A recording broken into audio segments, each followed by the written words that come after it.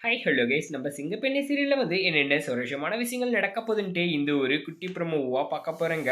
என்னென்ன சுவாரஸ்யமான விஷயங்கள் நடக்க போகுதுன்னாக்கா இந்த ஒரு சமயத்தில் தான் நம்ம யாருமே எதிர்பார்க்காத அளவுக்கு பெரிய பெரிய பூகம்பம்லாம் வெடிச்சிச்சுன்னு கூட சொல்லலாம். என்னென்னு பார்த்தீங்கன்னாக்கா இந்த சமயத்தில் முக்கியமாக நம்ம மகேஷ் பார்த்தீங்கன்னாக்கா எவ்வளோ பிரச்சனை வந்தாலும் நம்ம சமாளிச்சுக்கலாம், இந்த வீட்டில் எந்த ஒரு பிரச்சனை வராத வரைக்கும் அப்படின்னு சொல்லிட்டு இருந்தாங்க. ஆனால் பெத்த தாயே இந்த மாதிரி ஒரு காரியத்தை பண்ணுவாங்க.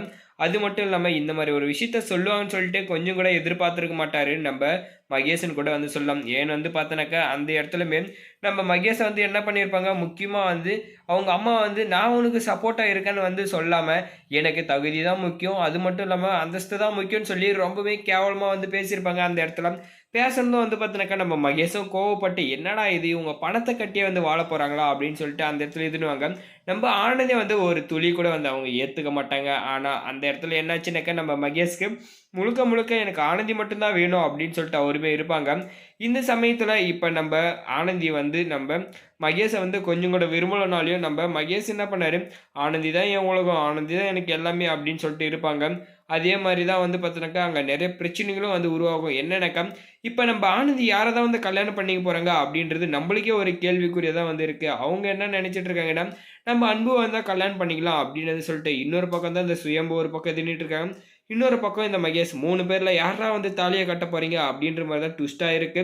சரி பரவால்ல, ஒவ்வொரு டைமும் பார்த்தீங்கன்னாக்கா ஒரு ஆர்வத்த கொண்டு வராங்க. இந்த டைம்ல என்னன்னா இதுதான், இப்ப நம்ப வார்டன் இருக்காங்க இல்லைங்களா, அவங்க தான் என்னோட அம்மா அப்படின்னு சொல்லிட்டு ஒரு பக்கம் இந்த மகேஷ் சொன்னதே இப்ப பெரிய அதிர்ச்சியா தான் இருந்துச்சு. அதுல இப்ப இந்த பார்வதி என்ன பண்ணானாக்கா, "அப்படியா நீ வெளிய போப்பா தம்பி, இது என்னோட வீடு" அப்படின்னு சொல்லிட்டு அந்த இடத்துல சொல்லிருவாங்க. நம்ம மகேஷ் என்ன பண்றது, ஏது பண்றதுன்னு தெரியாம வாய் அடிச்சு போய் நின்னுட்டு இருப்பாங்க. நாமளுமே அங்க என்ன நடக்கும்னு சொல்லிட்டு ஆர்வமா பார்த்துட்டு இருந்தோம். அப்பதான் நம்ம மகேஷும் வெளிய சொன்னதுமே எல்லாருக்கும் பயங்கரமான ஷாக்கிங்கா இருக்கும். நம்ம மகேஷே அப்படியே ஆடி போயிட்டாரு.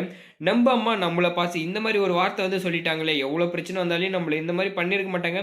ஆனா, இப்ப இப்படி பண்றாங்களேன்னு சொல்லிட்டு யோசிக்க ஆரம்பிச்சுட்டாங்க. முக்கியமா இந்த சமயத்துல தான் பார்த்தோன்னாக்கா, இந்த மகேஷோட அப்பா அப்படியே ஆடி போய் நின்னுட்டு இருக்காரு.